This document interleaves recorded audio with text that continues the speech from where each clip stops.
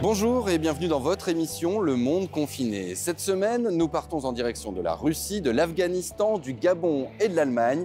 4 pays, 4 situations différentes face au Covid-19 que nous décryptent les correspondants de France 24.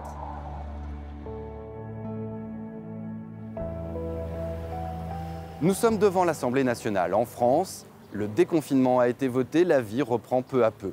La crise sanitaire semble bientôt sous contrôle, notamment en Europe. Mais l'arrêt des économies, les mesures de confinement ont mis en relief les dysfonctionnements, les carences, les incuries de nombreux États. C'est notamment le cas au Gabon. À Libreville, la capitale, les difficultés d'accès à l'eau potable ne sont pas une nouveauté, mais pour beaucoup d'habitants, c'est la goutte de trop. Un reportage de Soraya Bakari, Ismaël Mzeombiang et Joël Tatou. Une interminable file de bidons vides dans l'attente de quelques litres d'eau potable. Le calvaire quotidien d'une bonne partie des 800 000 habitants de Libreville. En pleine crise de Covid-19, de l'eau si rare et pourtant si indispensable pour le lavage des mains.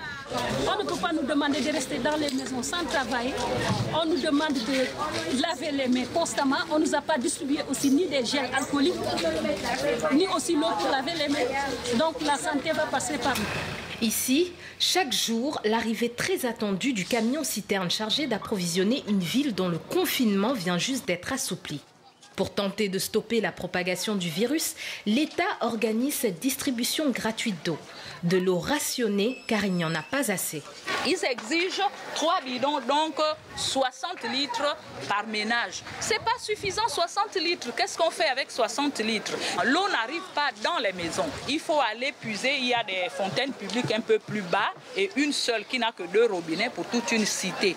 Dans cette cité, l'unique fontaine publique où tous les jours Judy Kael vient remplir ses bidons d'eau pour ensuite les revendre à des ménages déjà frappés par la crise économique liée au Covid-19.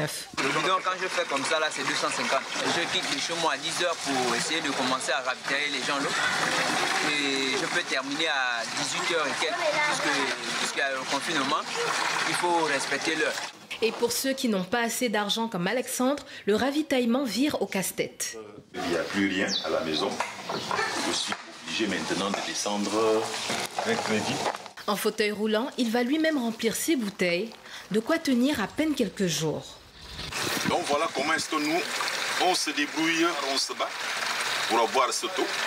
Une pénurie en pleine crise sanitaire dans une ville où seuls 2 tiers des besoins en eau potable sont pourvus. Partout à travers le monde, les infrastructures de santé ont été mises à mal. En Russie, les hôpitaux publics souffrent déjà d'un manque d'investissement chronique. Les autorités ont d'abord été tentées de minorer la situation avant de devoir réagir avec force face à l'explosion de l'épidémie. À Moscou, notre correspondante Elena Volochiny. Fin mars, Pavel Morozov a passé 12 jours dans l'hôpital en face de chez lui. Diagnostiqué d'une double pneumonie, mais pas du coronavirus. J'ai fait 4 tests au total. Donc moi j'ai eu les résultats d'un seul test que j'ai reçu lorsque j'étais à l'hôpital et en fait qui était négatif.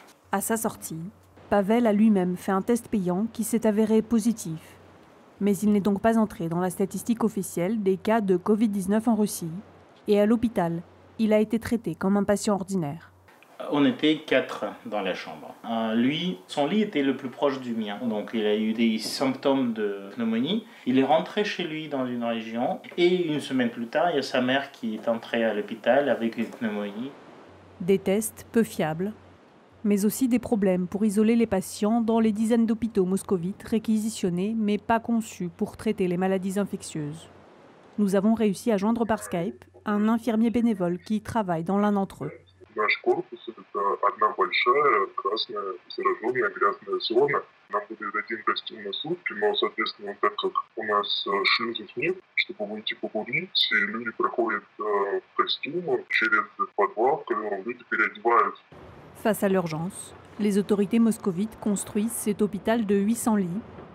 Selon un médecin qui opère dans la partie déjà mise en service, les conditions y sont nettement meilleures.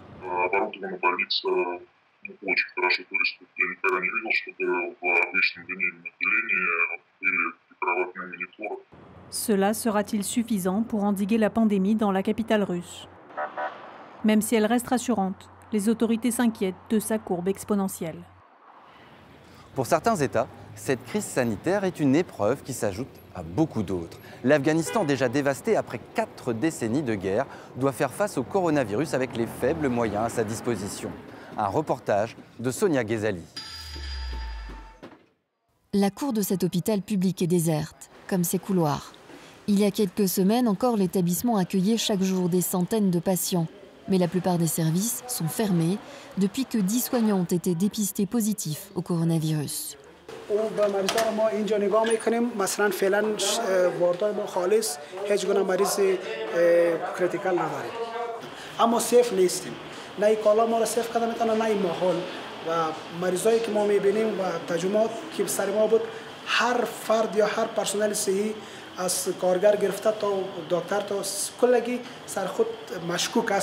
Le coronavirus a ouvert un autre front dans le pays au système de santé affecté par plus de 40 ans de guerre. War is a threat. It deviates the resources, the focus. It challenges our logistics and operations. We are concerned not to fill in a gap where we forget the essential health services and focus on COVID-19 only. Près de 300 soignants ont été contaminés en Afghanistan. 5 médecins sont morts.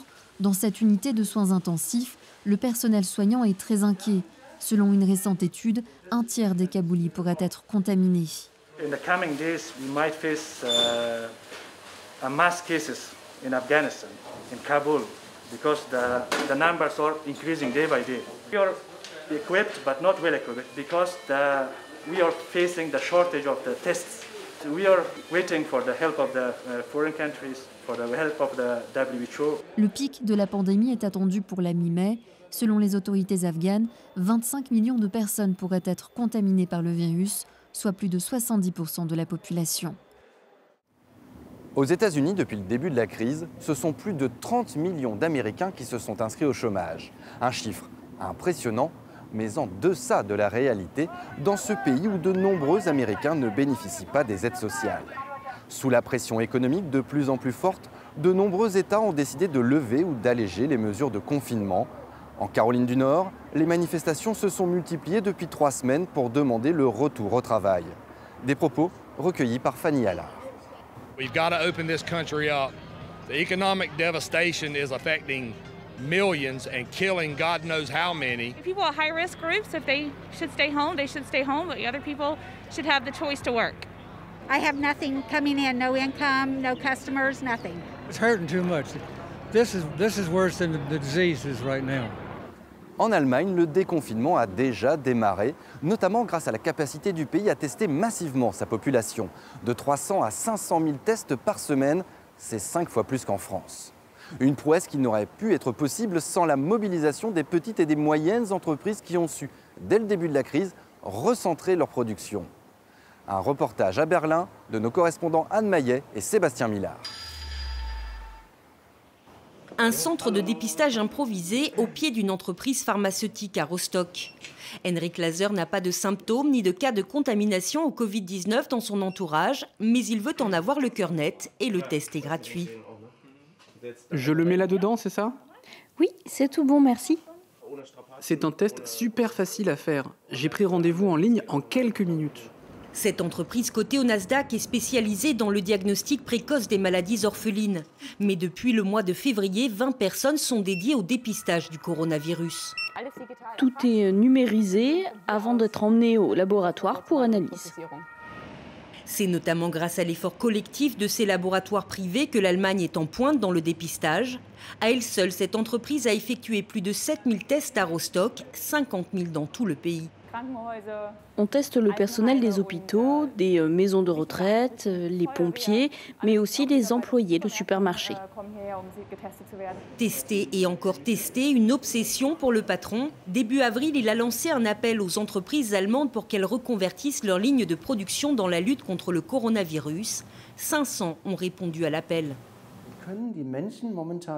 On a du mal à tester car nous ne produisons pas assez d'écouvillons en Europe. On s'est dit, ce n'est quand même pas possible. Paris gagné, 60 000 écouvillons sont produits chaque jour en Allemagne depuis la semaine dernière. Nous espérons plus que tout que cela aboutisse à une coopération au niveau européen en la matière. N'importe qui peut se servir du modèle que nous avons développé et le reproduire dans son propre pays. Un appel à la mobilisation générale pour relocaliser en Europe la production de matériel médical qui fait si cruellement défaut dans la lutte contre la pandémie. Merci d'avoir suivi cette émission. Merci à Armelco à la réalisation, Natacha Milray et Sylvie Rodman à la coordination. Je vous donne rendez-vous la semaine prochaine avec d'autres reportages des correspondants de France 24 à travers le monde. D'ici là, prenez soin de vous et de vos proches. Et je vous laisse avec ces images de solidarité envers les soignants dans un monde confiné.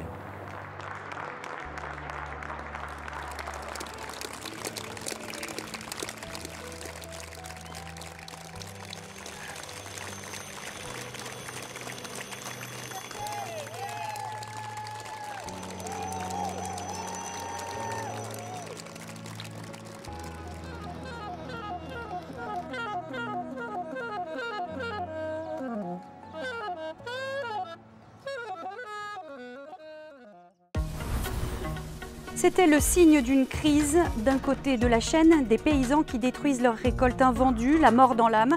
De l'autre, des rayons de supermarchés décimés où manquent des produits de base. En très peu de temps, la crise a mis au grand jour les fragilités de notre système alimentaire mondial. Comment changer un système aujourd'hui sur le fil du rasoir, sécuriser notre approvisionnement alimentaire? C'est cette semaine dans Élémentaire. Élémentaire, présenté par Marina Bertsch, à voir sur France 24 et france24.com.